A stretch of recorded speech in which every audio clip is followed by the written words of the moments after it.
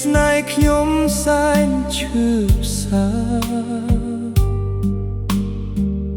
លែងចង់ខ្វល់ខ្វាយពីស្នេហា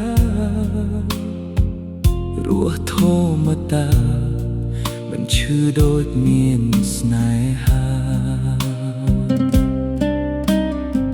ស្នេហ៍ជាអ្វីម្ដេចខ្ញុំសែនឈឺដូចជំងឺគ្មានថ្នាំព្យាបាលស្ទើរឈួតលប់ដោយសារស្នេហាសូមសច្ចា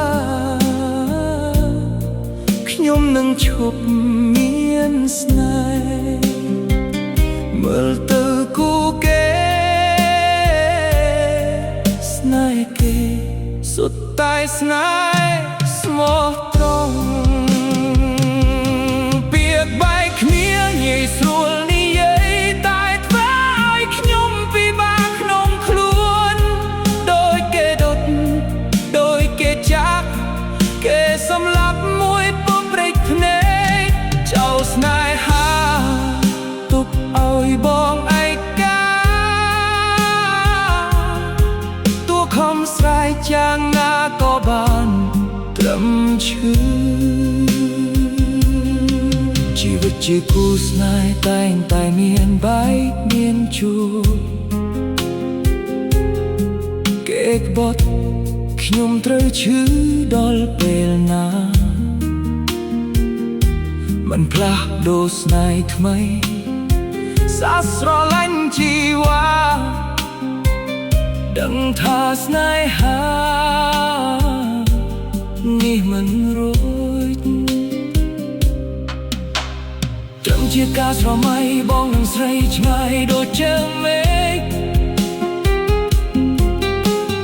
ចិត្តនៅអល់អាយជាគូជាសត្រូវ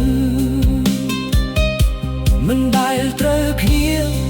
និយាយគ្នាមិនដែលត្រូវតាពួរយើងមានផ្លូវ